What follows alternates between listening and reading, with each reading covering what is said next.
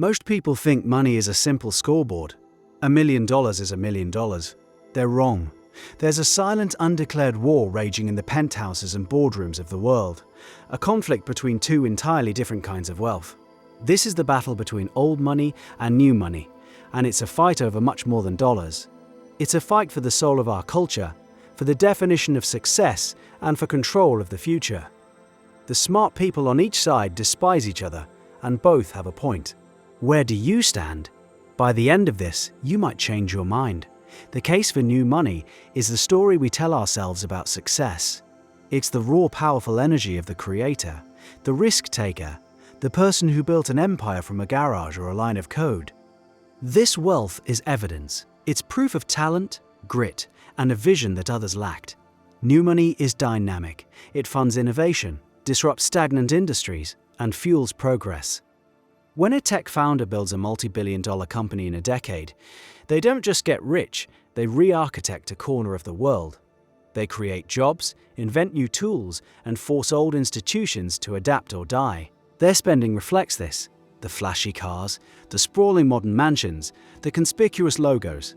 These are victory laps. They are a celebration of a game won, a tangible reward for immense risk and relentless work. This isn't inherited privilege. It's earned.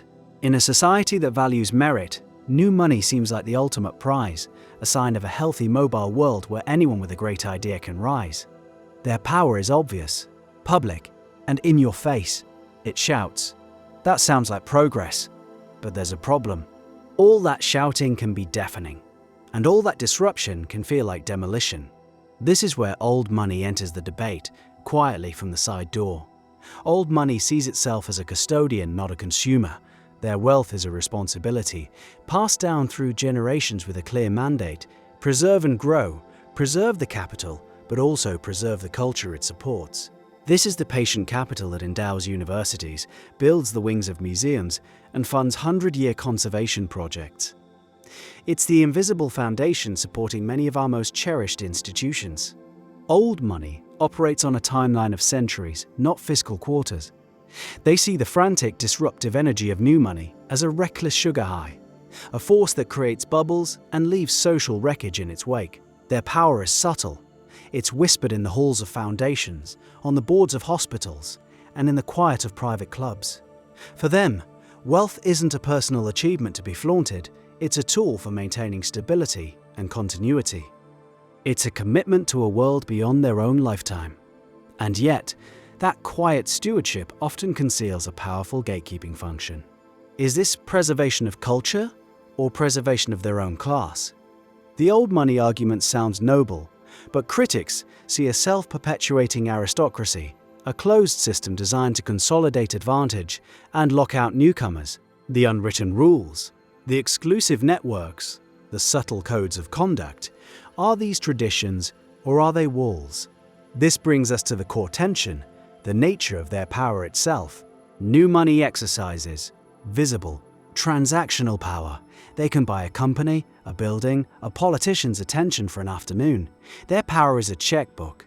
It's loud, direct, and often temporary. You can see it coming. Old money wields invisible, relational power. They don't need to buy the politician's attention. They went to boarding school with him. They don't need to force their way onto the board of the museum. Their great-grandfather's name is on the front of it. Their power flows through networks of trust, obligation, and shared history that have been cultivated for generations. It's the casual phone call that gets a problem solved. It's the assumed access that never even has to be requested. This kind of power is far more durable, and often far more effective. The tech billionaire can buy a media outlet, a megaphone to shout their views. The old money family has been having dinner with the editors and columnists of that outlet's competitors for 50 years. Who really controls the narrative? This distinction used to be clear, but the battle lines are blurring. Today's new money is learning the old money game at an accelerated pace. The first-generation founder might buy a sports team. Their children, educated at the same elite schools as the old guard, are focused on buying influence. They are starting foundations, funding think tanks, and mastering the art of impact investing. They are translating their raw commercial power into durable institutional power. They are realizing that buying the mega yacht is fun, but having the Port Authority director's personal cell number is forever. New money is no longer content to just be rich, it wants to be powerful. It's starting to look like old money in its larval stage. This war is fought most fiercely on a social battlefield, through an intricate language of signals and codes that are invisible to the uninitiated. It's a war of taste.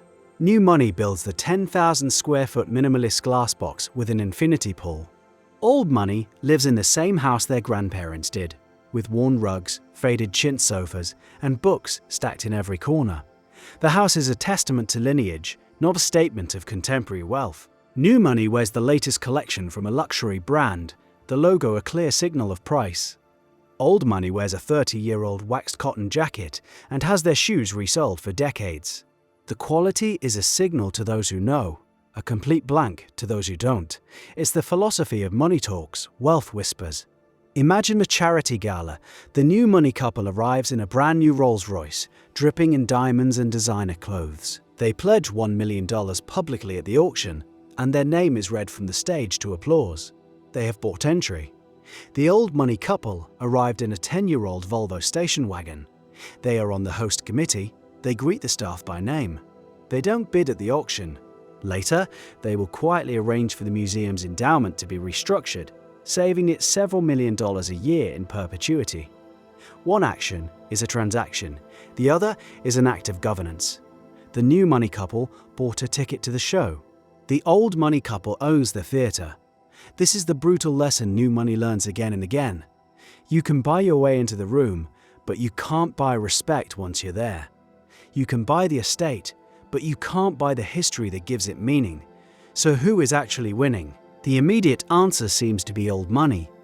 Their framework of quiet influence, institutional capture, and social gatekeeping remains the dominant model. The ultimate ambition of most new money dynasties is after 3 generations to become indistinguishable from old money. They send their kids to the right schools, teach them the right manners, and hope they marry into the right families. The outsider's ultimate goal becomes joining the club that initially excluded them. In this scenario, old money always wins because their value system is the one that endures. It sets the rules of the game so effectively that even its challengers end up playing by them. But there's a powerful counter-argument. Perhaps new money is winning by simply creating a new game on a different field. The centers of power are shifting. The exclusive clubs on the Upper East Side and the country clubs in Connecticut are losing their gravitational pull. The new nexus of power might be a venture capital summit in Silicon Valley, a crypto conference in Miami, or a private server on Discord. In these new arenas, the old rules don't apply. Your last name doesn't matter. The school you went to doesn't matter. The only thing that matters is the perceived value of your ideas, your network, and your ability to execute. New money is building a parallel establishment with its own institutions, its own social codes, and its own definition of legacy. They aren't trying to join the old clubs, they're building new ones where they control the membership. They look at the crumbling infrastructure and quiet decay of the old world and see irrelevance, not romance. This leaves us at the heart of the conflict. It's a clash of values. Is progress driven by disruptive individuals who tear down the old to build the new? Or is a healthy society maintained by stable institutions and long-term custodians who protect us from our own worst impulses? One side offers dynamism at the risk of chaos. The other offers stability at the risk of stagnation. New money is a rocket engine, powerful and explosive. Old money is a gyroscope, stabilizing and resistant to change.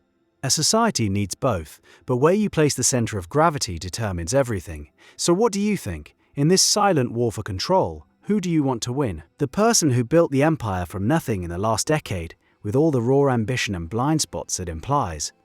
Or the person whose family has been quietly steering the ship for a century, with all the wisdom and prejudice that entails? One represents the power of becoming, the other, the power of being. Where should the real power lie?